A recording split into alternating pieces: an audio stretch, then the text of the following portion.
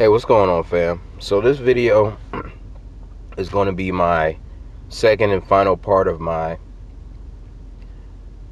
why I choose ADOS over Pan Africanism series of videos. This is going to be part 2 and the final part. But the reason why I want to make this video is because I've seen a lot of articles, or not really a lot, there's 3 in particular that I've read, and tweets and things like that, where Pan-Africans are coming at ADOS, and they're calling it ahistorical, misguided. Basically we're a bunch of fools who don't know what we're doing. That's no matter how they try to twist it, that's what they're saying, is that we're a bunch of fools who don't know what we're saying, who are just totally off base. And then what they'll try to do when we confront them on it, because one of the authors of this article, I did say that he was attacking ADOS. Then he tried to say, oh, if you can't take this critique of ADOS, it just proves how you have no ability to look inward, and this isn't an attack, it's just a critique. But when you read the articles, and I'm going to post all 3 articles and the links to the description in the description box, they don't have anything positive to say about ADOS except maybe, oh, I agree with reparations. But beyond that, they don't have anything positive to say about ADOS. That's an attack. When you tell someone they're totally wrong and that they don't know what they're talking about and they're misled and these things like that, that's an attack. I don't have a problem saying that if I cut down feminism and feminists want to say that's an attack on feminism, I'm not going to run away from that, because that's what it is. I'm attacking that ideology because it's wrong and it doesn't help black women. But that's just an example. It's just an example. I'm not here to get into the ins and outs of feminism and whether it's right or wrong. I'm just giving an example. I'm not going to run from the things I say about something unless I'm very clear in my pointing out the positives of that thing. Unless I'm very clear in myself pointing out the positives and the beneficial portions of whatever I'm critiquing. Unless I'm doing that, then it's an attack. If I don't have anything but negatives to say about it, it's an attack. Sometimes it's a justified attack, sometimes it's an attack based in truth, but nonetheless it's an attack. But anyway, I'm not here to get into the semantics of whether or not something's an attack, but I'm just saying that's what they try to do. They'll try to hide from what they're saying about not Pan-Africanism, but what Pan-Africans are saying about ADOS. They'll try to hide from what they're saying right after they clearly say it. And so what I want to do is, of the 3 articles, and the 3 articles are written by 2 different people. One of the brothers is named Omowale Africa, Nation State of Mind on Twitter.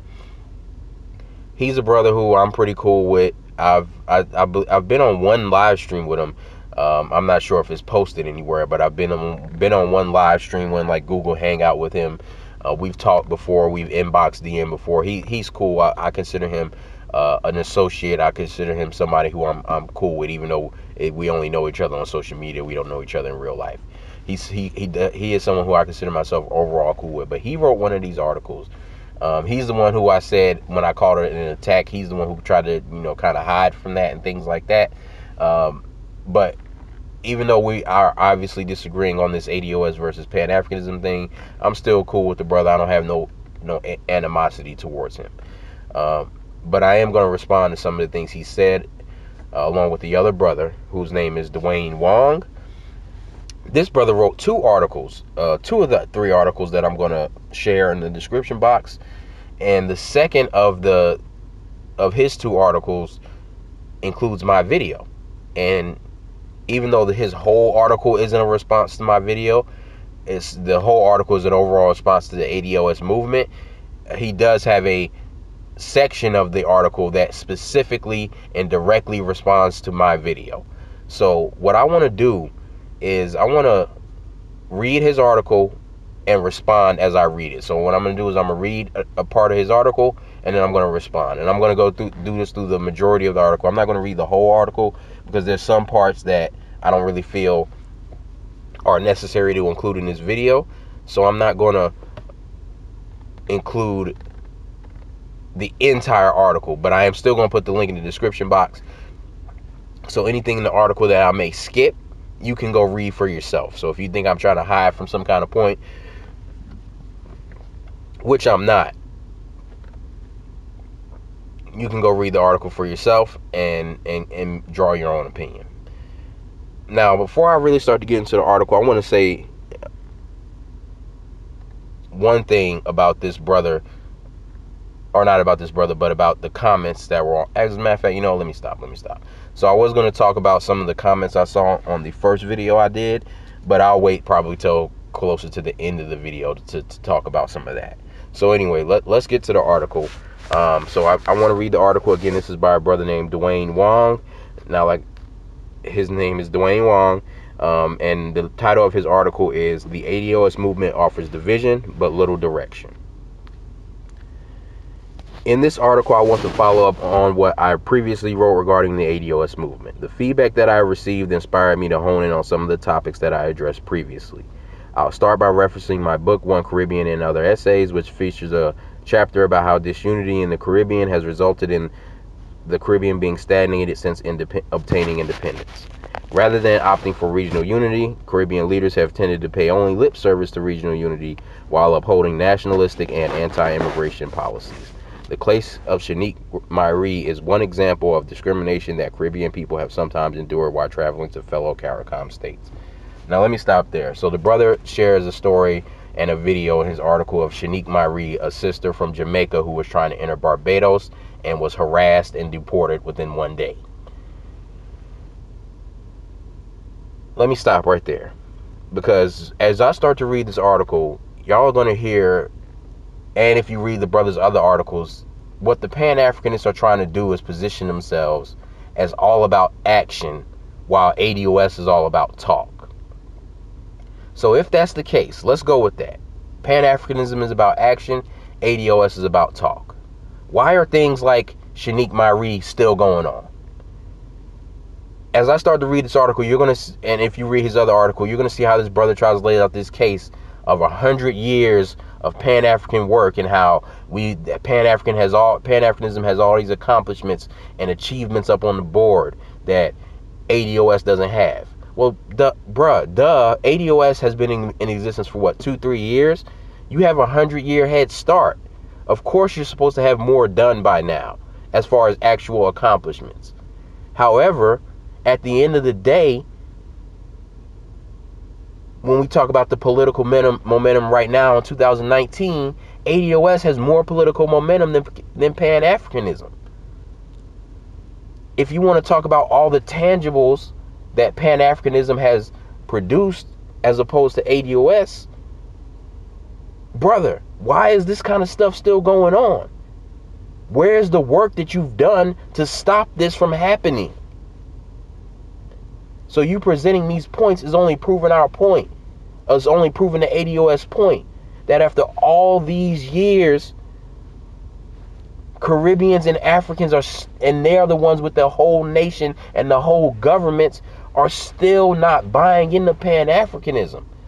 So what you're doing at the end of the day is a bunch of babble and a bunch of talk. Because when we try to be Pan-African, the governments ain't with it. And ain't nobody making their governments get with it. So to sit up here, bruh, and say that y'all are doing all this work, where's the results? Because last time I checked, you're sharing stories about Shanique Myrie, who still can't enter Barbados from Jamaica, who gets treated worse than any black person coming to America does, trying to immigrate to America does. But y'all got tangibles though. But this kind of stuff is still going on.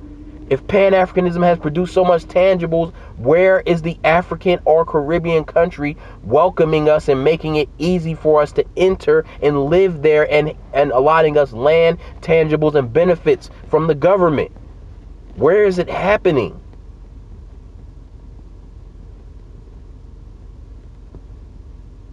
Anyway, but I digress. I'm going to continue to read the article. I mentioned the Caribbean to demonstrate not only why Pan-Africanism is necessary, but also how disunity hinders our progress. And I also mentioned the Caribbean because one of my commentators on my previous article stated Jamaicans can rep Jamaica, Trinidadians can rep Trinidad, Nigerians can rep Nigerian, and Ghanaian can rep Nigeria and Ghana, but you take issue with us. I'm honestly not sure why people of African descent rep any of those national identities which were imposed on us. So let me stop right there.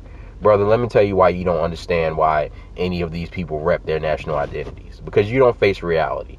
You don't face the reality that the global black population is not embracing Pan-Africanism. They are simply not embracing Pan-Africanism. And are we saying that ADOS is being globally embraced? No.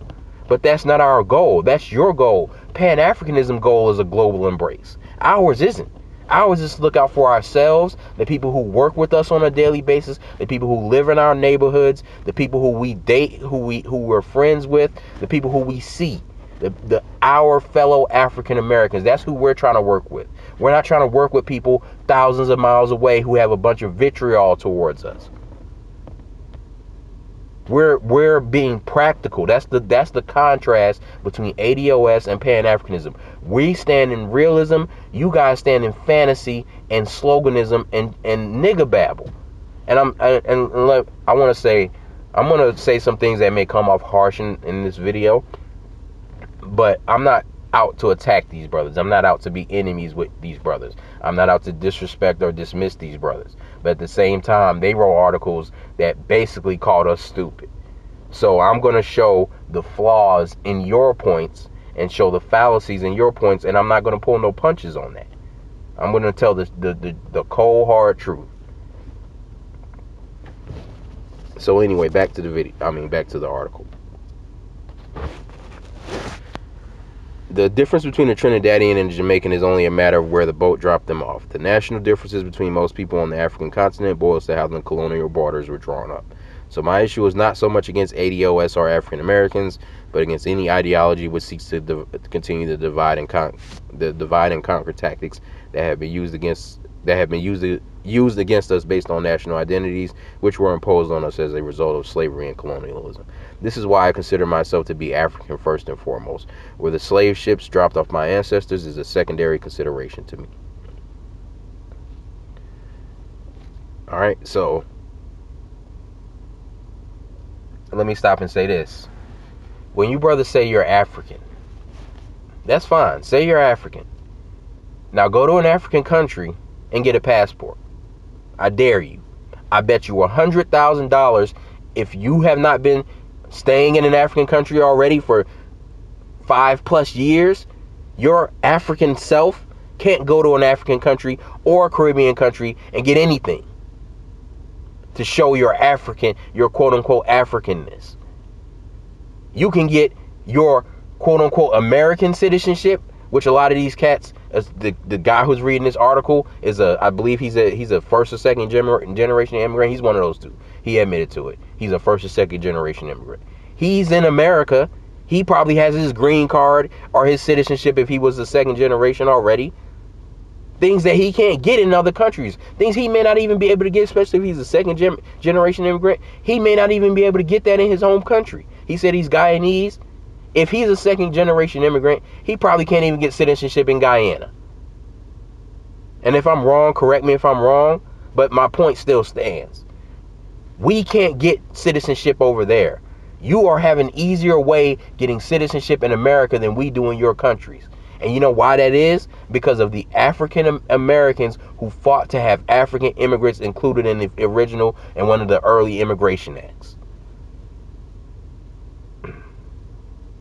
You guys are still benefiting off the tangibles that we have provided to you today. Everything that this brother puts in this article and the other article is mostly stuff in the past that's dead now. None of that stuff is relevant to today. Brother Neely Fuller, I bring him up all the time about how wise he is. And again, I don't agree with everything he says, but he talks about how when black people like to talk about their history and how we've been on the planet for billions of years and how we had all these empires and all these things over white people. And then he gives a good analogy about how that's foolish. If you have one person, Billy, who's been in the class, who's 100 years old and been in the class for 100 years, or let's say 95 years since you can't be in class for 100 years since you were a baby. He's been in the class for 95 years, 100 years old.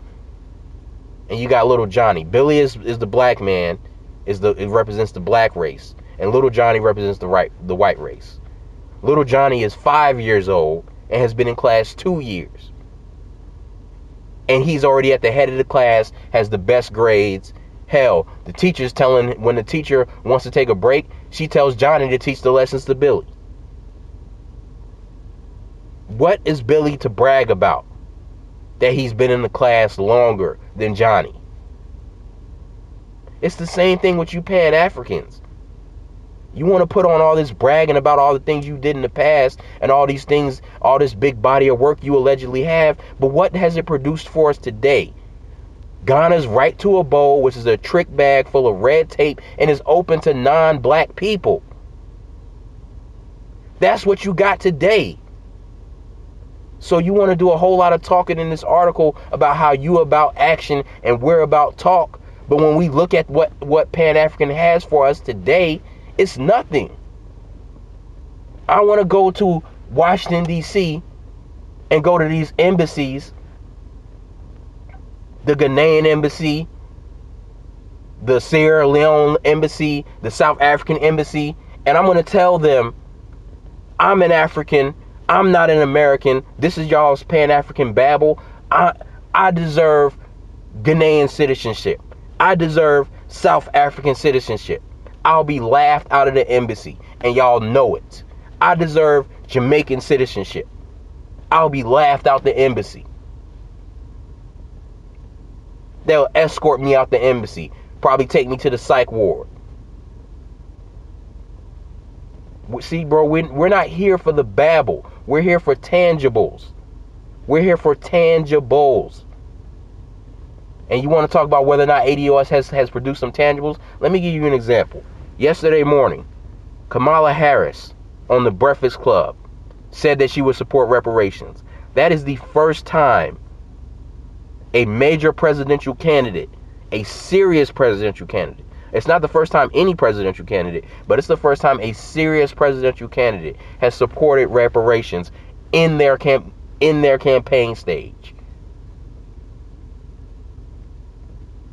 Barack Obama, when he was asked about reparations, outright said he was against it, outright said he wouldn't support it. And that shows you how far we've come in such a short time, that we've gone from our tokenized boule puppet politicians just outright denying reparations because they know there'll be no consequences for it, to now they have to at least pretend to support reparations. And yes, I'm aware that Kamala Harris's alleged support for reparations may be fake, it may be a trick bag, it may not be sincere, it may not mean anything at the end of the day because she is a boule puppet.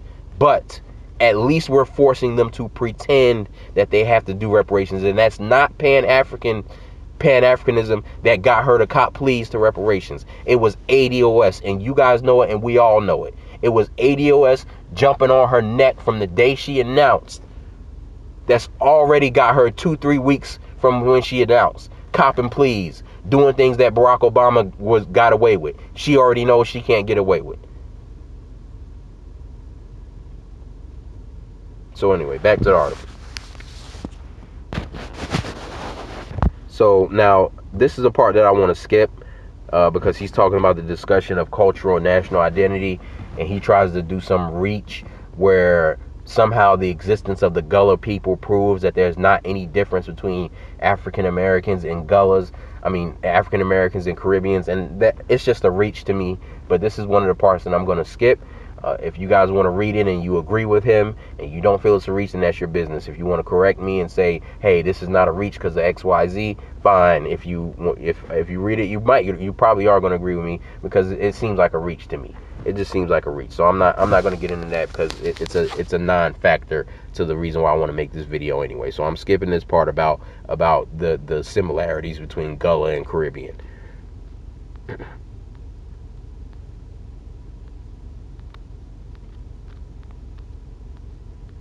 So, now this is after the part that I just skipped. As I explained in the previous article, I wrote about the ADOS movement. There's a lot of talk, but no plan of action. One thing that the members of the movement talk about is how often the reparations are due to ADOS. How does the ADOS movement propose achieving these reparations? Will they take the reparations to the United Nations? Will they take the reparations case to the United Nations like Queen Mother Moore did? This isn't likely to work. Let me stop there. This brother talks about Queen Mother Moore and how it's not likely to work.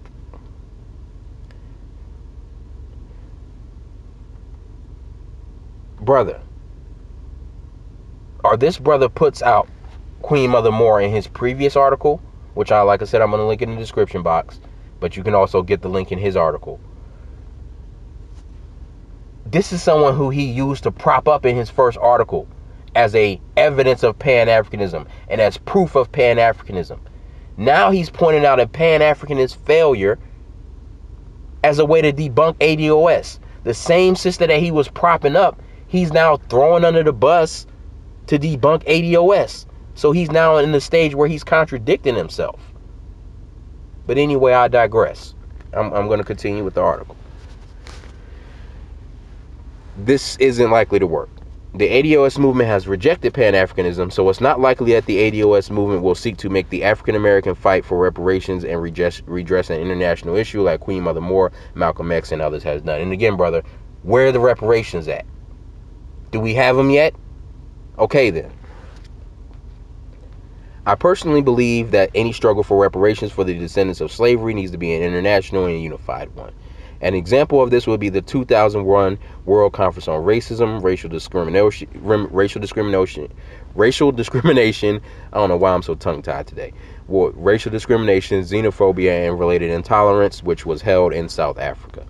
At this conference, the topic of reparations for the African descendants of slavery was raised by those such as Brazilian activist Edna Rowland. The struggle for reparations has traditionally been an important element of the Pan-African struggle in diaspora, and Africans from different parts of the diaspora have been unified in that struggle. I'm not sure if those who support the ADOS movement are even aware of this connection. The recent fight for reparations in the Caribbean has helped to inspire a similar fight in the United States. Bro, not for ADOS. Clearly not for ADOS, the people who you are critiquing and who are the main ones behind a Kamala Harris having the cop pleas to reparations, and there will be more politicians to come. I promise you. That white woman is already coming out saying it, but I know Jill Stein was saying it back, last election cycle. So it's not new for far left white politicians to be saying it. But centrist, boule puppet black politicians are now having the cop pleas to reparations. And the main one, Kamala Harris, is already doing it. And that's not because of Pan-Africanism. And if you're trying to say that, you're lying. You're being dishonest. I'm sorry, but you are. You are simply being dishonest. It was not Pan-African momentum that got Kamala Harris to cop pleas. It was ADOS momentum.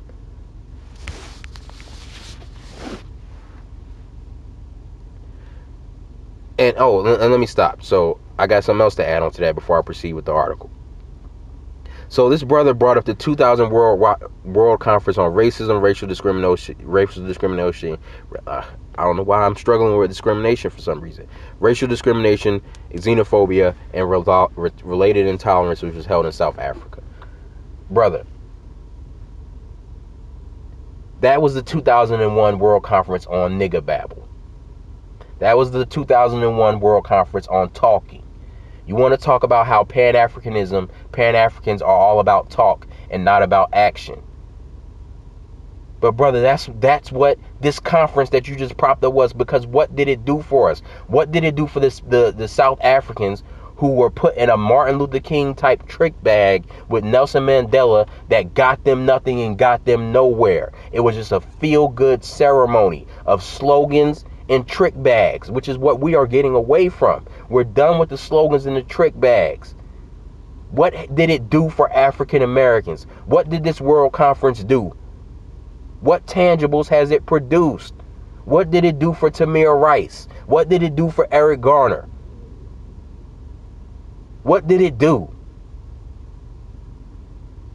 It's a bunch of slogans and talk, but you want to present it as that y'all are doing something real. But we're not seeing it yet. And y'all got a 100-year head start. And we're not seeing it yet. That's why the South Africans are still to this day fighting for their land. So much the 2001 World Conference on Nigga Babble did for them.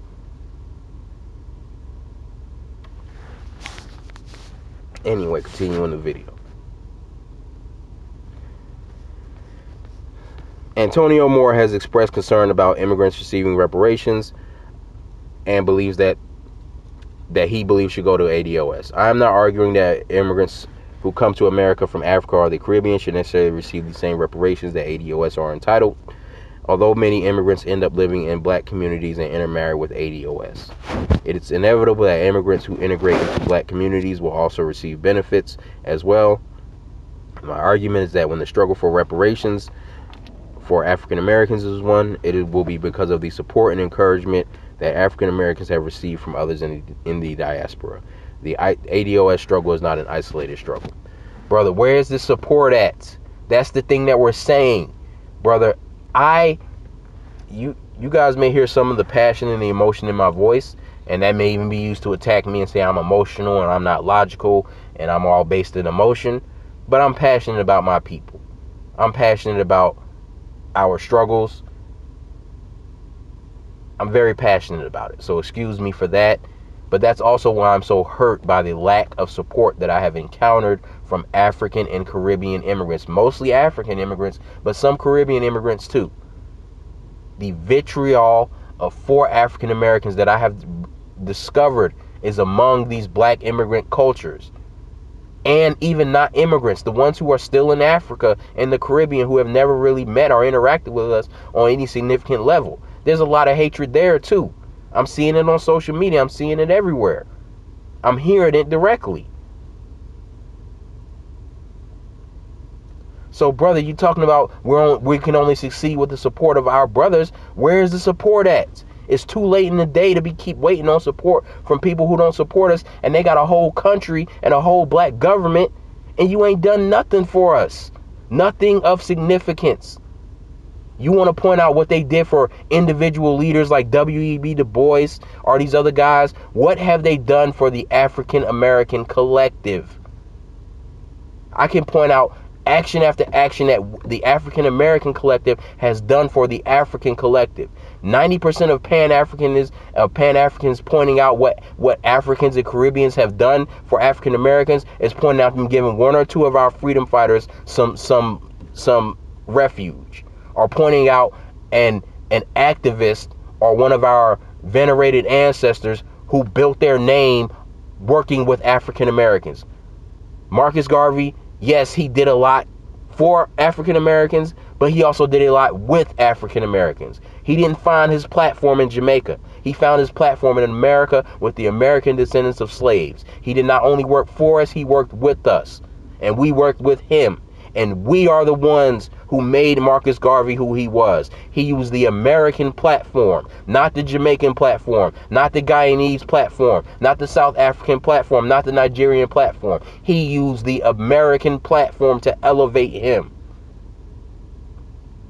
That's the only examples y'all got for what people from other countries have done for African Americans. That and Haiti welcoming African refugees, but that's no longer relevant. That's no longer relevant. That was cool then. Maybe back then you can say Haiti is the one leading the Pan-African charge, but that's no longer relevant to today. We're no longer welcomed into Haiti today. That's why we're talking about tangibles and realism. And anyway, you know what? I wanted to make this video one part, but it looks like I'm going to have to make it two parts. I do have to go. I'm actually making this video before I head into work. So I'm going to have to make two parts. I'm going to make the other part later today. And I'll just finish wrapping up reading his article and responding and making my points about Pan-Africanism. But as you guys can see from part one, and again, part two is coming, but as you can see from part one, you can see where I'm going with this. Everything that this brother's saying about ADOS can be applied to Pan-Africanism.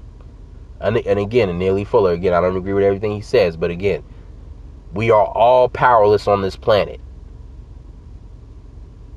We are all powerless. But this trying to bring everybody up at once, it's not realistic. It's not realistic. The Pan-Africans, they want to talk a lot. They want to talk a lot of do for self rhetoric. Well, guess what? Ghanaians got to do for self. South Africans got to do for self. Togolese got to do for self. Jamaicans got to do for self. African Americans, ADOS, got to do for self. You want to do all that do for self talk? Well, guess what? It's time for everybody to do for self. Real talk. But again, I'm clearly not done here. I got more to address. I got more points to dismantle here. And I'm not going to say, when I say I got more points to dismantle, that doesn't mean I'm going to disagree with every single thing this brother says. Some of the stuff he says is true. This does appear, from reading his article, this appears to be an intelligent brother. I respect his mind. But unfortunately, we're parting ways on this topic. And again, family, I'm not done. It's going to be part 2 coming. I'm going to read the rest of his article. I'm going to finish responding, and then I'm going to be done, because we can't keep going back and forth about this ADOS versus Pan Africanism thing. We both have bigger and better things to do. We both try to get tangibles, or so we claim. So let's go get that. But again, I'm going to finish reading the article, and the part 2 of part 2 will be coming soon. And anyway, like, share, subscribe. Listen to this part just so you can get a sample, just a taste of what's coming to debunk this nonsense. But like I said, I'm not done. But once I finish that second part 2 of 2, I'm going to be done with this topic, and then I'm moving on to other things, because like I said, I got to talk about the Russian bot trick bag, a bunch of other things. We got a bunch of stuff to deal with. Obviously, we got a bunch of stuff on the menu, so we're going to deal with those things. But I just want to put my final thoughts on this Pan-Africanism talk, and ask for some real tangibles, because that's what we're going to have to get. We're going to have to get some real tangibles. We're not going to go for the trick. We're not going for the trick bags no more. We're not going for the trick bags no more. But anyway, like, share, subscribe, peace. Look out for part 2.